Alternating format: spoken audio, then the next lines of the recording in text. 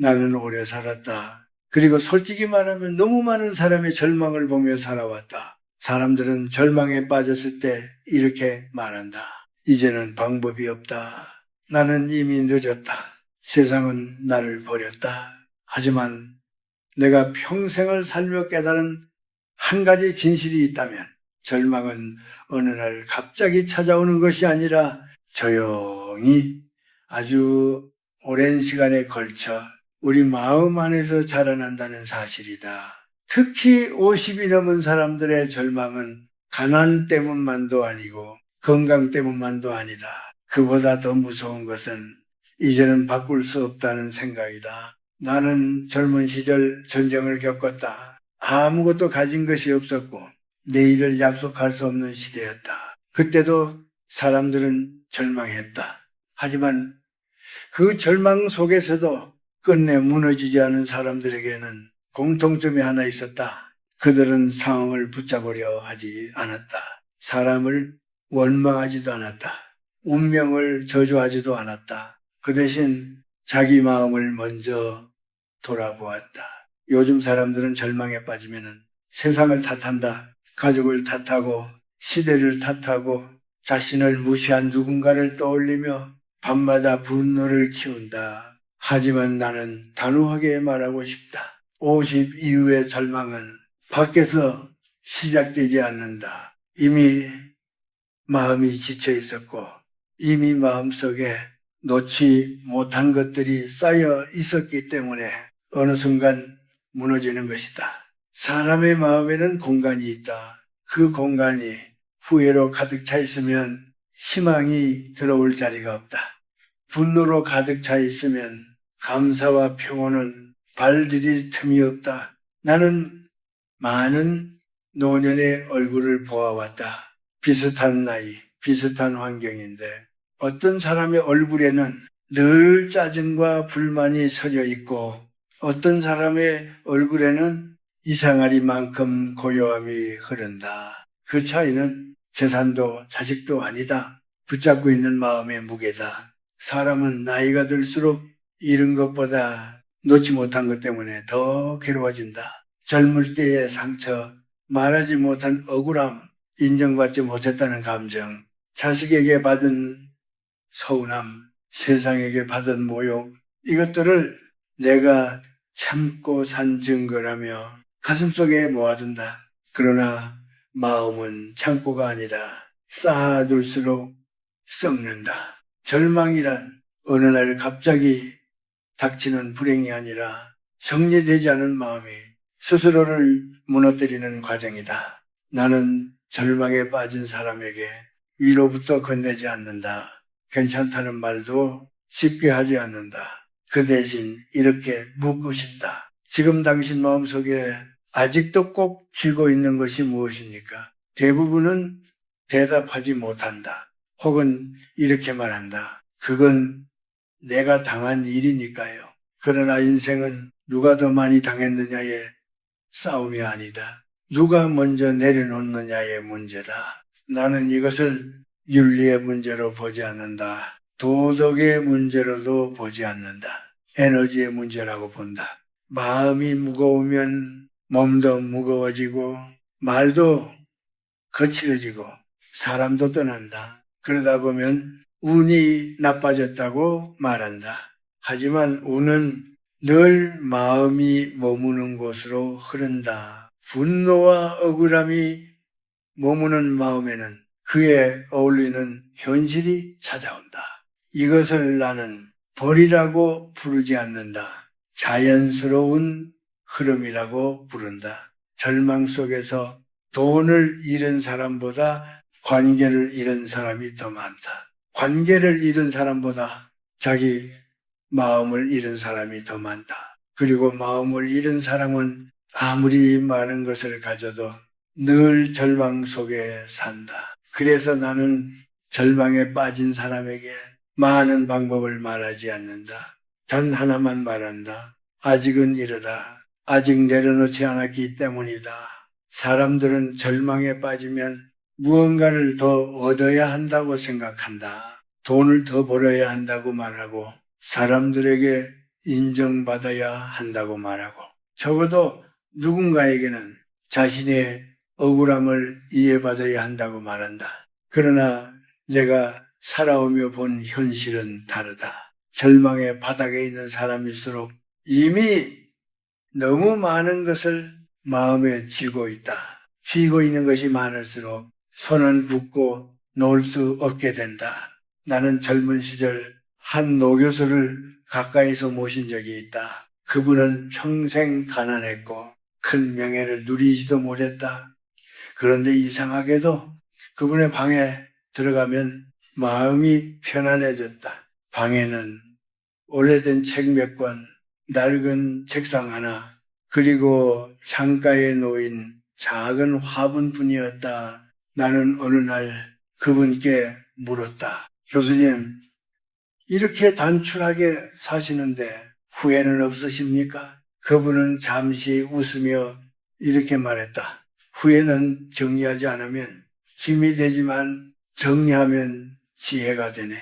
그 말은 내 마음에 오래 남았다. 사람들은 후회를 없애려고 한다. 지우려고 한다. 그러나 후회는 지워지지 않는다. 다만 정리할 수 있을 뿐이다. 정리되지 않은 후회는 사람을 과거에 묶어둔다. 50이 넘은 사람들이 유독 힘들어하는 이유는 미래가 없어서가 아니다. 과거에서 아직 나오지 못했기 때문이다. 그때 내가 그 선택만 하지 않았더라면, 그 사람이 나를 그렇게 대하지 않았더라면, 내가 조금만 더 인정받았더라면, 이런 생각들은 마음속에서 끝없이 되풀이된다. 그러나 인생은 되돌릴 수 없는 방향으로만 흐른다. 그 흐름을 거스르게 할수록 사람은 더 지친다. 나는 절망한 사람에게 과거를 부정하라고 말하지 않는다.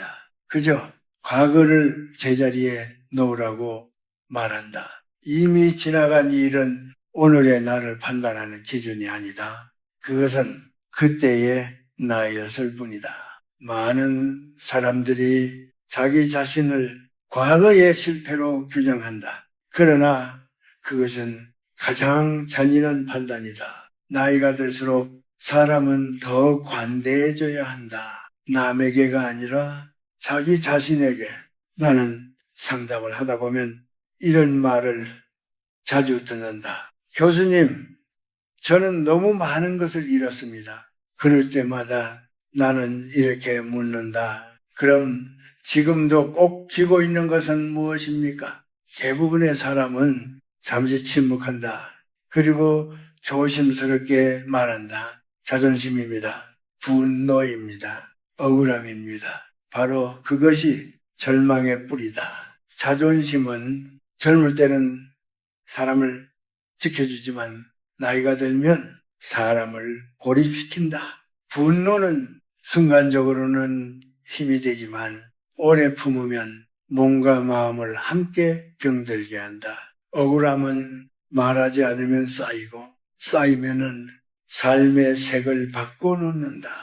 나는 이것들을 악이라고 말하지 않는다. 다만 오래 품기에는 너무 무거운 것들이라고 말한다. 절망은 약한 사람에게 오는 것이 아니다. 오히려 끝까지 버텨온 사람에게 온다. 그래서 더 위험하다. 버텨왔다는 이유로, 놓지 못하고 참아왔다는 이유로 계속 쥐고 가려 하기 때문이다. 그러나 인생의 후반부는 버티는 시간이 아니다. 정리하는 시간이다. 마음을 정리하지 않으면 삶이 먼저 정리된다. 나는 이것을 위협으로 말하지 않는다. 삶의 질서로 말한다. 절망 속에서 가장 먼저 해야 할 일은 상황을 바꾸는 것이 아니다. 사람을 설득하는 것도 아니다. 자기 마음 속에서 가장 오래 붙잡고 있던 한 가지를 조용히 내려놓는 것이다. 아직은 그 한 가지를 내려놓지 않았기 때문에 절망은 계속 그 자리에 머무는 것이다. 사람은 절망에 빠지면 혼자가 되었다고 느낀다. 그러나 내가 보기에는 대부분의 절망은 혼자라서 생기는 것이 아니라 마음이 다쳐서 생긴다. 나이가 들수록 사람은 말수가 줄어든다. 그것은 지혜일 수도 있지만 때로는 상처가 만든 침묵이다. 50을 넘기면 사람들은 더 이상 쉽게 마음을 드러내지 않는다. 괜히 말했다가 무시당할까 두렵고 약해 보일까 두렵고 또다시 상처받을까 두렵기 때문이다. 그래서 많은 사람들이 겉으로는 괜찮은 척하며 속으로는 혼자 무너진다. 나는 이런 말을 자주 듣는다. 교수님, 아무도 제 마음을 몰라줍니다. 그 말을 들을 때마다 나는 조심스럽게 생각한다. 정말 아무도 모르는 것일까? 아니면 아무도 알 수 없게 마음을 닫아버린 것은 아닐까? 사람의 마음은 문과 같다. 조금이라도 열려 있으면 바람이 들어오고 햇빛이 들어온다. 그러나 오래 닫혀 있으면 안에서는 곰팡이가 핀다. 그 곰팡이는 외로움이 되고 의심이 되고 세상을 향한 냉소가 된다. 나는 많은 노년의 얼굴에서 이 곰팡이를 보아왔다. 늘 남의 말에 상처받아 있고 작은 말에도 쉽게 마음이 다치고 항상 스스로를 방어하고 있다. 이것은 나약함의 문제가 아니다. 지친 마음의 신호다. 절망 속에 있는 사람은 대개 이렇게 말한다. 이제는 아무도 믿지 않겠다. 그러나 그것은 결심이 아니라 마음이 보내는 구조 신호다. 믿지 않겠다고 말할수록 사람은 더 고립된다. 고립은 생각을 왜곡시킨다. 작은 무시도 큰 모욕으로 느껴지고 우연한 말도 악의로 들린다. 그렇게 마음은 점점 어두운 쪽으로 기울어진다. 나는 젊은 시절 한번 크게 좌절한 적이 있다. 내가 옳다고 믿었던 일이 사람들에게 외면받았을 때였다. 그때 나는 사람을 피했다. 말을 줄였고 마음을 닫았다. 겉으로는 품위 있게 버티고 있었지만 속으로는 깊은 외로움에 빠져 있었다. 그러던 어느 날 오래 알고 지내던 선배가 아무 말 없이 내 옆에 앉아 차를 마셨다. 그는 조언도 하지 않았고 위로도 하지 않았다. 그저 같이 침묵했다. 그 침묵 속에서 나는 처음으로 마음의 긴장을 풀었다. 그때 깨달았다. 사람은 해결보다 동행이 필요하다는 것을 절망 속에서는 누군가가 정답을 말해주기를 바라지만 실제로 우리를 살리는 것은 내가 혼자가 아니다라는 조용한 신호다. 그러나 그 신호를 받으려면 마음이 아주 조금은 열려 있어야 한다. 상처받지 않겠다는 각오로 완전히 닫아버린 마음에는 어떤 위로도 들어갈 수 없다. 나는 절망에 빠진 사람에게 강해지라고 말하지 않는다. 대신 조금 약해져도 된다고 말한다. 나이가 들수록 약함을 숨기는 기술은 늘지만 약함을 인정하는 용기는 줄어든다. 그러나 진짜 용기는 무너지지 않는 것이 아니라 무너진 마음을 드러낼 수 있는 것이다. 절망의 한가운데에서 가장 먼저 회복해야 할 것은 자존심이 아니라 연결이다. 사람과의 연결, 삶과의 연결, 그리고 자기 자신과의 연결. 그 연결이 끊어졌을 때 사람은 아직 숨 쉬고 있어도 이미 고립된 인생을 산다. 그래서 나는 말한다. 절망은 혼자 싸워서 이기는 것이 아니다. 조용히 마음을 조금 열 때 비로소 빠져나올 길이 보인다. 절망 속에 있는 사람들은 대개 이렇게 묻는다. 그래서 저는 이제 무엇을 해야 합니까? 나는 그 질문을 들을 때마다 잠시 말을 멈춘다.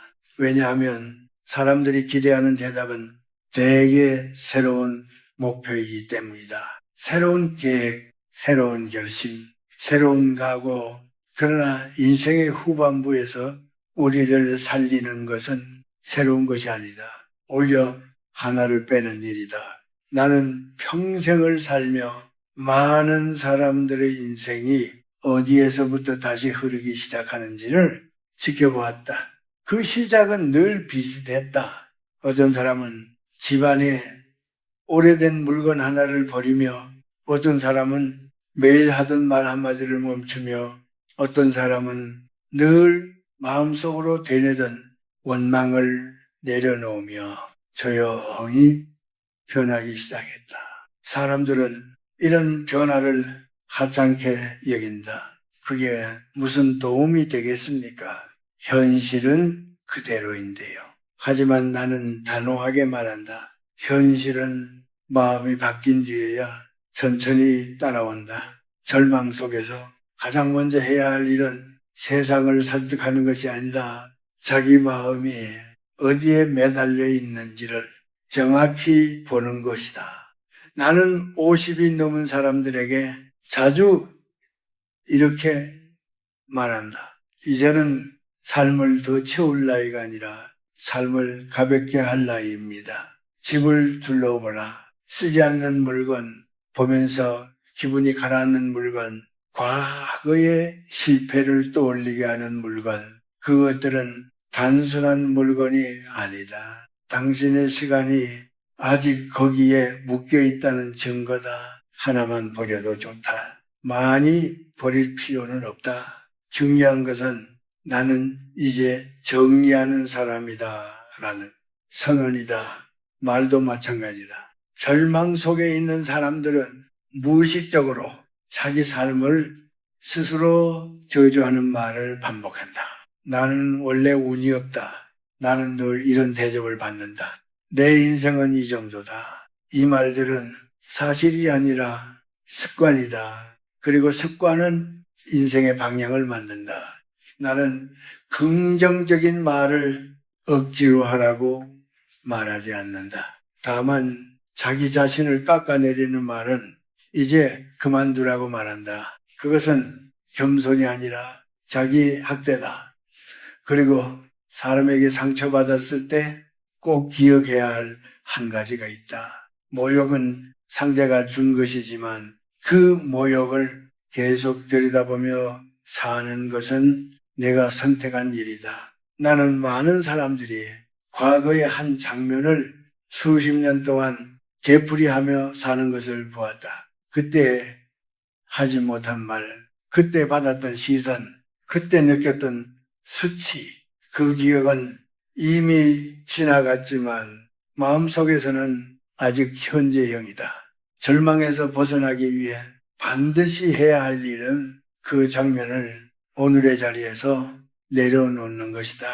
그 일은 용서와도 다르고 망각과도 다르다. 그 일은 거기에 두고 나는 오늘로 돌아온다는 선언이다. 이 선언이 없으면 사람은 계속 과거의 나로 살아간다. 50 이후의 삶에서 가장 중요한 능력은 싸우는 능력이 아니라 반응하지 않는 능력이다. 모든 말에 대답하지 않아도 되고 모든 시선에 의미를 부여하지 않아도 된다. 반응을 줄이면 마음은 놀라울 정도로 조용해진다. 그 고요함 속에서 사람은 자기 호흡을 다시 듣게 된다. 나는 이것을 수련이라고 부르지 않는다. 그저 자기 삶을 제자리로 돌려놓는 일이라고 부른다. 절망 속에 있을 때 하루를 이렇게 살아보라. 조금 덜 말하고 조금 덜 생각하고 조금 덜 붙잡아라. 그리고 하나만 내려놓아라. 그 하나가 분노든 후회든 자존심이든 상관없다. 중요한 것은 그 내려놓음이 삶의 흐름을 다시 움직이게 만든다는 사실이다. 인생은 큰 결심으로 바뀌지 않는다. 조용한 정리로 다시 숨을 쉬기 시작한다. 이제 나는 마지막으로 이 말을 남기고 싶다. 절망은 당신이 약해서 온 것이 아니다. 오히려 오래 버텨왔기 때문에 찾아온 것이다. 세상은 오래 견딘 사람에게 항상 조용한 시험을 하나 준다. 이제도 붙잡고 갈 것인가? 아니면 내려놓고 갈 것인가? 많은 사람들은 절망을 실패로 오해한다. 그러나 절망은 삶이 멈추라는 신호가 아니다. 삶의 속도를 바꾸라는 신호다. 나는 평생을 살며 이 사실을 점점 더 분명히 알게 되었다. 사람은 앞으로 나아갈 때보다 멈춰서야 할 때를 더 어려워한다. 젊을 때는 달리지 않으면 뒤처질 것 같았고 참지 않으면 무너질 것 같았다. 그러나 나이가 들수록 달리지 않아도 되는 순간이 있고 참지 않아도 되는 고통이 있다는 것을 배워야 한다. 절망 속에서 우리를 살리는 것은 대단한 깨달음이 아니다. 아주 단순한 한 가지다. 더 이상 자기 자신을 몰아붙이지 않는 것. 왜 나는 이 모양일까? 왜 나는 이렇게밖에 못 살았을까? 이 질문들은 해답을 주지 않는다. 그저 마음을 더 지치게 할 뿐이다. 나는 말하고 싶다. 이제는 그 질문을 내려놓아도 된다. 인생은 설명해야 통과하는 시험이 아니다. 그저 살아있으면 이미 충분하다. 절망의 한가운데에 있을 때 하루를 이제 마무리해보라. 오늘 누군가에게 인정받지 못했어도, 오늘 아무것도 이루지 못했어도, 오늘 마음이 무거웠어도, 그래도 하루를 무사히 지나온 자기 자신에게 조용히 고개를 끄덕여 주는 것. 그것이 50 이후에 배워야 할 가장 중요한 태도다. 사람은 자기 편이 되어주지 않으면 세상 누구도 끝까지 곁에 서 주지 않는다. 나는 많은 노년의 사람들에게서 이 차이를 보았다. 스스로를 끝까지 책망한 사람은 마지막까지 편안해지지 못했다. 그러나 어느 순간부터 자기 자신에게 조금 관대해진 사람은 얼굴부터 달라졌다. 삶이 갑자기 좋아져서가 아니다. 마음이 더 이상 싸우지 않게 되었기 때문이다. 절망에서 빠져나오는 길은 앞에 있지 않다. 뒤로 돌아 짐을 내려놓는 데 있다. 그리고 그 짐은 대부분 타인이 아닌 자기 자신이 오래도록 지고 있던 것들이다. 이제는 그만 지어도 된다. 그것이 분노였던, 후회였던, 자존심이었던 상관없다. 당신은 이미 충분히 살아냈다. 절망 속에서도 아직 숨을 쉬고 있다면 삶은 당신을 놓지 않았다는 뜻이다. 그러니 당신도 삶을 놓지 말되 불필요한 것만 내려놓아라. 그것이 내가 긴 인생 끝에서 절망에 빠진 사람에게 딱 한 가지로 남기고 싶은 말이다. 인생의 후반부는 이기는 시간이 아니라 편안해지는 시간이다. 조용히 가볍게 자기 삶으로 돌아오라. 그것이면 충분하다.